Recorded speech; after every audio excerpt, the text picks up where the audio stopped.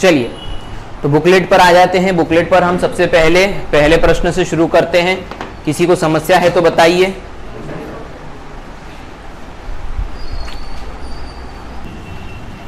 हाँ, तो देखो बेटा 10वें प्रश्न में क्या समस्या है, किसी को ये यदि है तो हम देख लेते हैं कि कुछ आदमी एक काम को 100 दिन में कर सकते हैं। कुछ आदमी का मतलब कितने आदमी? x आदमी। ऐसा आप मान रहे हो क्या? तो यहाँ पर हम m मान ले तो कोई गलत है क्या? क्योंकि हम यहाँ पर व्यक्तियों की संख्या को m, m1, m2 ले रहे हैं, इसीलिए हमने m मान लिया। कुछ आदमी एक काम को, तो यहाँ पर यदि हमें कहा गया कि W1 क्या है? 1 है। अरे बोलो हाँ। एक काम को कितने दिन में करते हैं? 100 दिन में, यानी D1 कितना दे दिया है? 100। बोलो हाँ। यदि 10 आदमी कम होते तो पहले m थे, अब हो गए m-10। अरे बोलो हाँ। यानी कि इस वैल्यू को आप m1 के समतुल्य मान सकते हो और इस वैल्यू को m2 के। अरे बोलो हाँ। 10 आदमी कम होते तो कार्य समाप्त होने में 10 दिन ज्यादा लगते, यानी अधिक लगते। बोलो हाँ। तो पहले काम हो रहा था और अब होगा। अरे बात समझ में आ गई। तो कहा गया तो प्रारंभ में कितने आदमी लगाए गए, क्योंकि यहाँ पर एक काम बोला था तो हमने W1 1 रख लिया।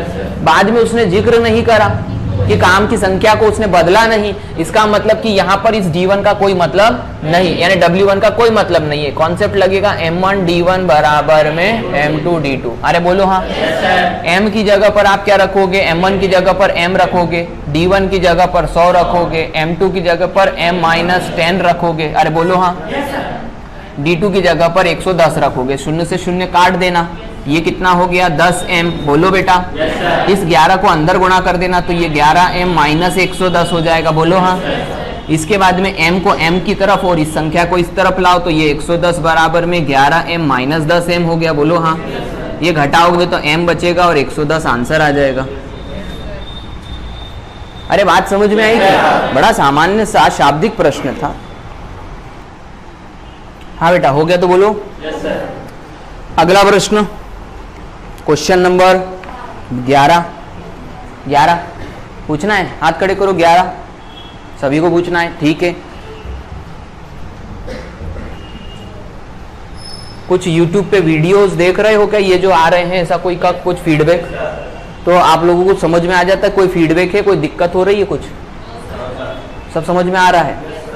क्वेश्चन तो आपके पास रहते ही हैं, आप कॉपी में देख लेते होगे, एक्सप्लेनेशन वहां समझ में आ जाता होगा।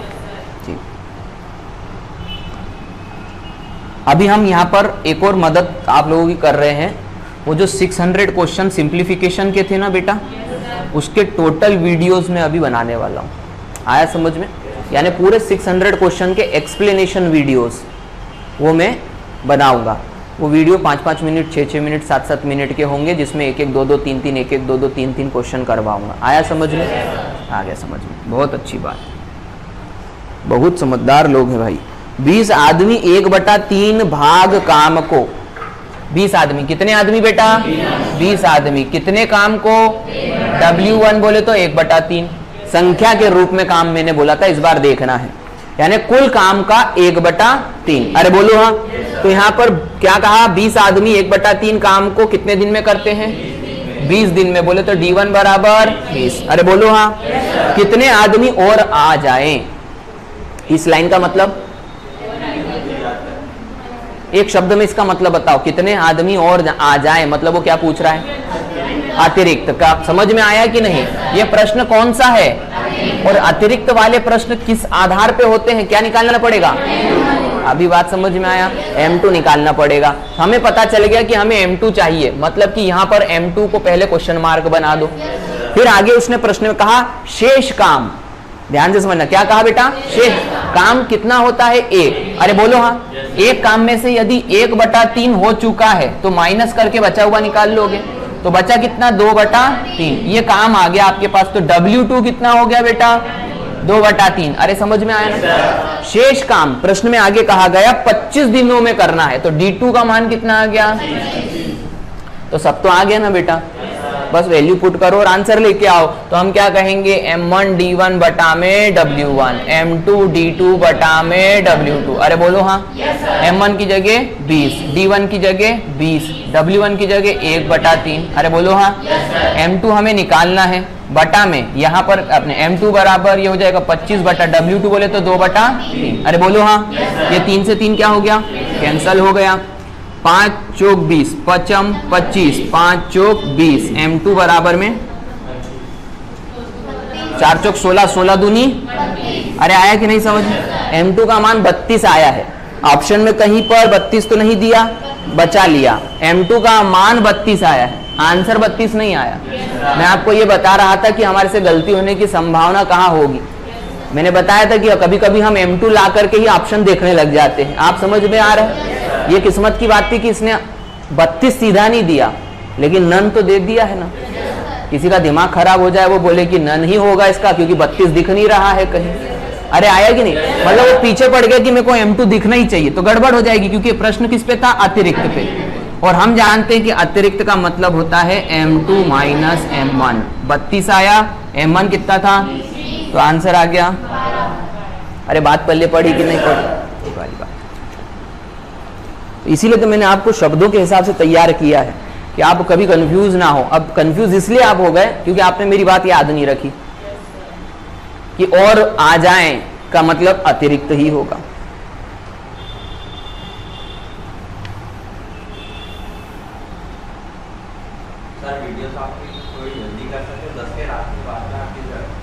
तो दूसरे दिन देख लो।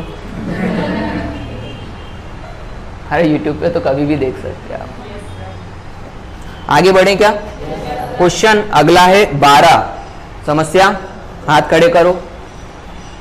ठीक है, फिर से मैं इस क्वेश्चन को करवा चुका हूं, बस नजरिए की जरूरत थी। नजरिया क्या, ध्यान से समझो। मैंने तुम्हें बताया है क्या कि किन्हीं भी चीज को कैसे बदलते हैं एक से दूसरे में,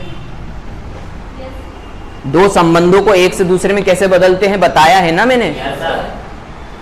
अभी थोड़ी देर पहले तो बताया था, महिलाओं की संख्या को पुरुषों की संख्या में बदलना, फिर कितने पुरुष है उतने गुणा कर देना। अरे बोलो हाँ, बस वही तो प्रश्न है। प्रश्न क्या दिया, यहां देखो, यदि x मीटर तार का मूल्य कितना है, d रुपए। x मीटर तार है और कितने रुपए में मिल रहा है, d रुपए में मिल रहा है। यानी तुम्हें मीटर को रुपए में बदलना है। क्यों बदलना है, क्योंकि तुमको आंसर मीटर में चाहिए। अरे बोलो हाँ, वाई मीटर। अरे बोलो हाँ।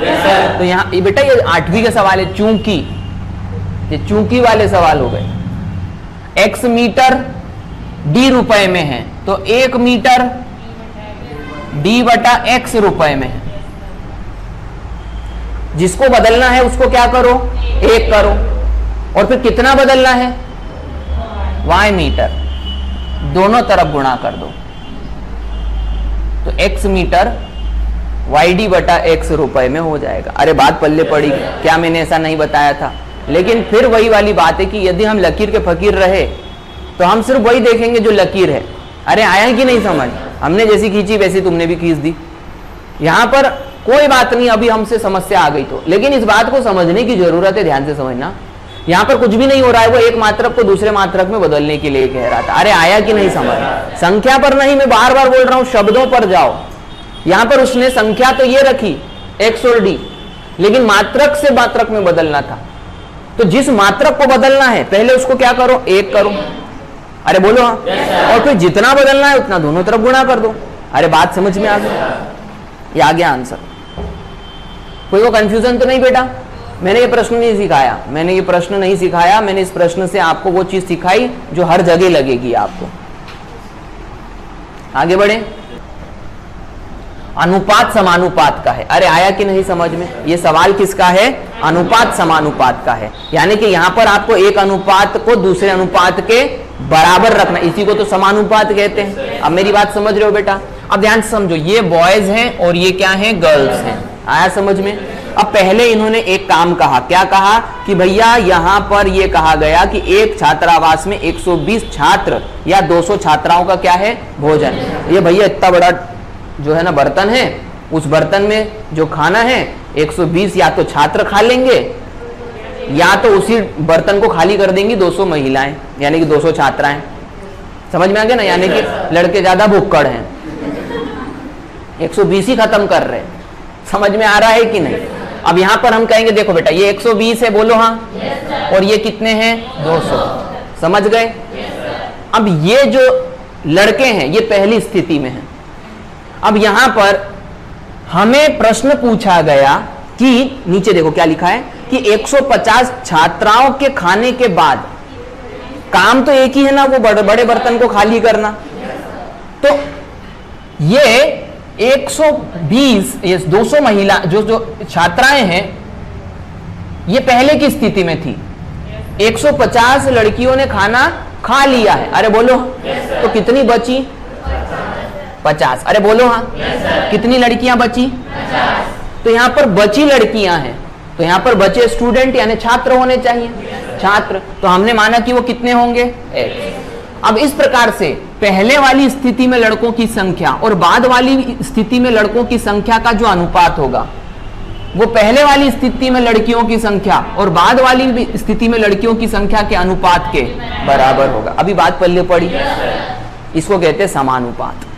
जिस अनुपात में एक लड़का खाएगा उसी अनुपात में एक लड़की खाएगी, जिस अनुपात में 50 लड़के खाएंगे उसी अनुपात में 50। अभी बात समझ में आ गई। अभी इसको सॉल्व कर देते हैं। 50 चौक 4 तिया, x को उधर ले जाओ तो x लड़कों की संख्या 30 हो जाएगी। अरे बात समझ में आई क्या? अभी क्लियरिटी से समझ में आया क्या करा? यह प्रश्न किसका था? अनुपात। तर्क समझ में आ गया। ये ओरिजिनल स्थिति और ये बाद वाली स्थिति, लड़कों की ओरिजिनल और बाद वाली स्थिति का अनुपात लड़कियों की ओरिजिनल और बाद वाली स्थिति के अनुपात के समान होगा। अरे बात समझ में आया, क्योंकि काम एक ही करना है उनको।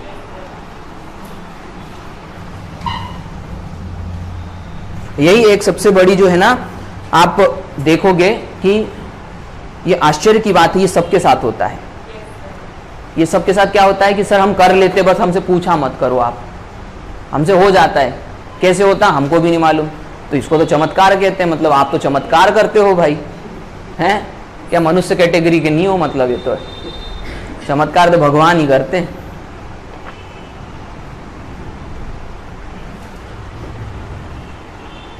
तो इसीलिए क्या है कि जब तक आपको गणित में कभी भी कोई रीजन ना मिले तब तक क्या करते चलो? प्रयास करते चलो। और यदि तुम्हारा आंसर आ भी गया है तो फिर भी अपने आप से क्या रहो? असंतुष्ट रहो, क्योंकि आंसर लाना महत्वपूर्ण नहीं है।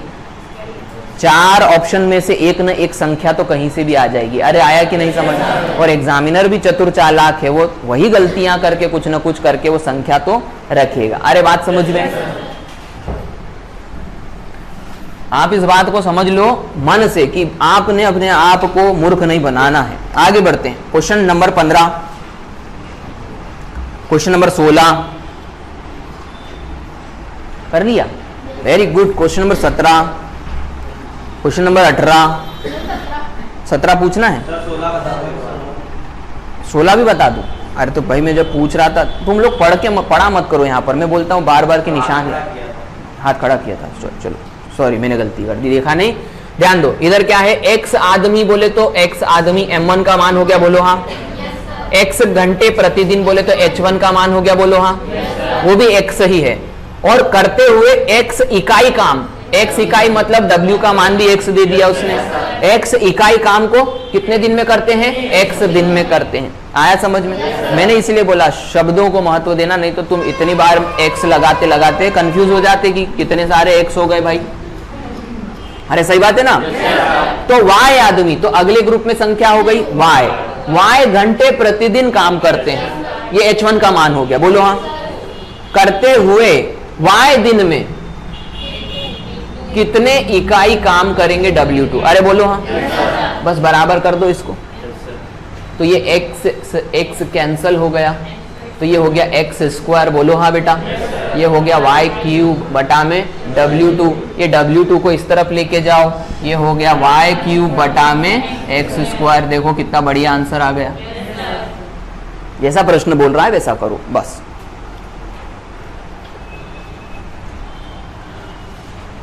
ये हो गया 16वां प्रश्न। क्वेश्चन नंबर 17 मिटा दूं भाई? अभी देखो इस बात को समझो कि पढ़ाते हुए मुझे 15 या 20 या 20 एक मिनट हुए होंगे और मैंने आपको करीब 16 क्वेश्चन करवा दिए, बोलो हाँ। और इसको पढ़ाई कहते हैं। स्पीड आई कि नहीं आई? कैसे आई? पहले हमने इसके ऊपर मेहनत कर ली अब प्रैक्टिस कर रहे हैं तो स्पीड बढ़ गई, और ज्यादा इसकी प्रैक्टिस हो जाएगी तो ये पूरे 40-45 क्वेश्चन जो भी जितने भी हैं वो आपके आराम से 15-20 मिनट में हो जाएंगे। अरे बात समझ, क्योंकि क्वेश्चन दो तरीके से होता है, ध्यान से समझना है। क्वेश्चन एक होता है मानसिक स्थिति के अनुसार, जब आप क्वेश्चन पढ़ते पढ़ते चले जाते हैं तो मानसिक रूप से उसको क्या करते चले जाते हैं, सॉल्व करते, और जब वो मन में सॉल्व हो जाता है तो वो कॉपी पे भी हो जाएगा। अरे आया कि नहीं, क्योंकि आपका कॉन्फिडेंस कहता है कि इसको मैं कर लूंगा। यदि आपके मन में कोई डाउट है तो फिर वो कॉपी पे भी नहीं होगा। इस बात को समझ रहे हो?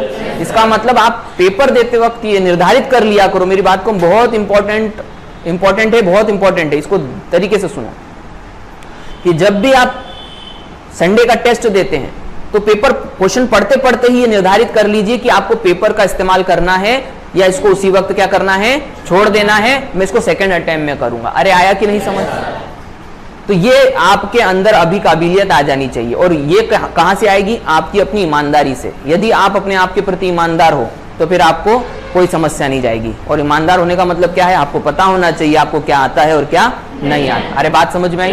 इस बात को समझो कि जितने भी समय यहाँ पर पढ़ोगे मैं एक ही बात को कम से कम 100-200 बार अलग अलग स्वरूप में बोलूंगा, और मैं हमेशा बार बार बोलता हूँ जितना आता है उतना कंफर्म होना चाहिए कि आता ही है, उसमें कोई डाउट नहीं होना चाहिए। और यदि डाउट है तो क्वेश्चन को छेड़ो भी मत, क्योंकि वो तुम्हारी समय और एनर्जी बर्बाद करेगा।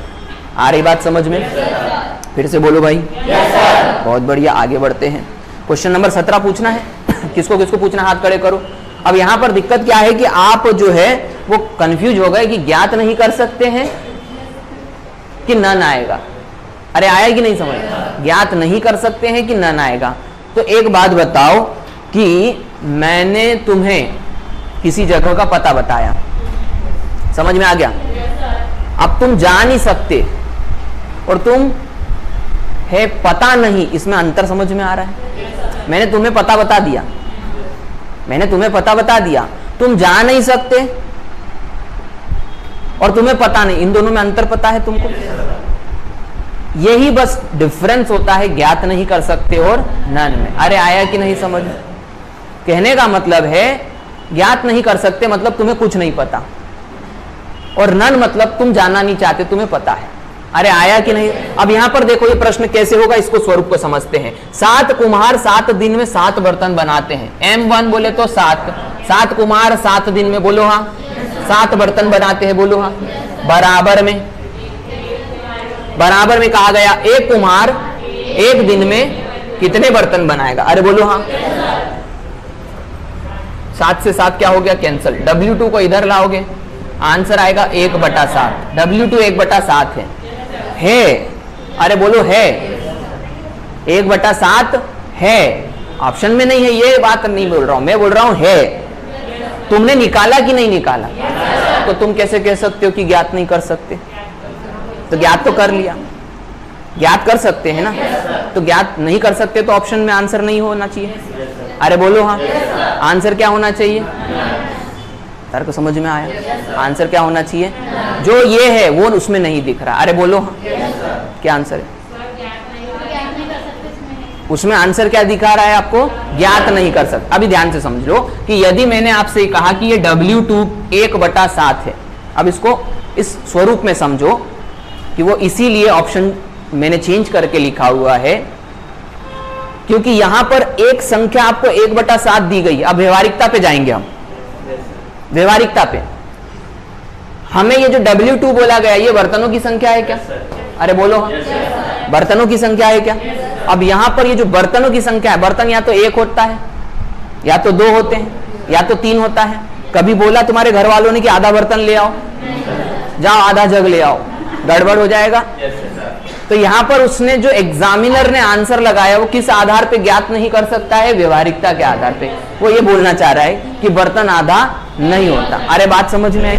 लेकिन गणित का दिमाग क्या कहेगा कि मेरा कुछ आंसर आया है तो मैं 1/7 ढूंढूंगा और आप अपनी जगह गलत नहीं हो। यहां पर यह बात हो गई कि एग्जामिनर ने अपनी मर्जी चलवा ली है और आप व्यवहारिकता के हिसाब से, आप अपने ज्ञान के हिसाब से जा रहे थे, गणित के हिसाब से कि 1/7 संख्या आई है, और मैंने आपको सिखाया है संख्या हमेशा, यानी काम हमेशा संख्या में दिखेगा। अरे बोलो हाँ, तुमने अपनी जगह पर कोई गलत नहीं करा, नन लगा करके इसका आंसर उसने बस जबरदस्ती करके क्या कर दिया है? व्यवहारिकता के आधार पे दे दिया कि एक बर्तन होता है, 2 बर्तन होते हैं, 1/7 बर्तन नहीं होता। अब आप क्या करोगे? आप क्या नहीं छोड़ नहीं पाओगे, ये आप नन लगा के आओगे, आप नन लगा के आओगे, ठीक है। इसीलिए मैं एग्जाम जब आप देते हो तो मैंने ये बात कह के रखी है कि आपके पास अधिकार है 2 तुक्के मारने का। मैंने बोला है पहले भी, आपके पास अधिकार क्या है? 2 तुक्के मारने का। और ऐसे प्रश्न होते हैं जिसमें तुक्के मारे जाते हैं। अरे बात समझ में आया? क्योंकि इसमें आप अपनी जगह कहीं गलत नहीं हो, आप अपनी जगह बिल्कुल सही हो, लेकिन एग्जामिनर इसको और स्वरूप में देख रहा है। अरे आया कि नहीं? तब ऐसे प्रश्नों पे तुक्के मारे जाते हैं। मेरी बातें समझ गए? उसने बोला ज्ञात नहीं कर सकते, आपका न आया, आप संख्या पे कॉन्फिडेंट थे, आपने न लगाया, आपकी जगह आपने कुछ गलत नहीं करा, लेकिन ऐसा सिर्फ 2 क्वेश्चन में करना। अरे बात समझ में आया? अच्छे से समझ गए? ये क्वेश्चन डालने का उद्देश्य यही था कि आपको बता सकूं कि तुक्के आपको सिर्फ 2 मारने हैं, उससे ज्यादा नहीं। आगे देखो, प्रश्न में क्या कहा बेटा? इस बात को समझने की आवश्यकता है। और प्रश्न में यह कहा, देखो कितना सरल सा कहा था कि 1000 रुपए खर्च करो तो 4 पेंट आती हैं। अरे आया कि नहीं समझ?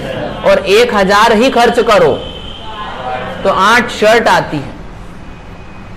और हम बोले सर हम 1000 ही खर्च करेंगे, तो तुमसे 2000 थोड़ी खर्च करवा रहा हूं। ये 1000 में 4 पेंट आ रही है, अब तुमको 4 पेंट नहीं चाहिए, तो इसी 1000 को किस पे खर्च कर दो? अरे समझ में आया क्या? अभी यहां पर यदि 1000 रुपए में 4 पेंट, तो 1 पेंट का मूल्य नहीं पता चलेगा क्या? कैसे चलेगा? 1000 बटा 4 1 पेंट। अरे बोलो हाँ, 250 रुपए। अरे बोलो, 1 पेंट कितने की? 250।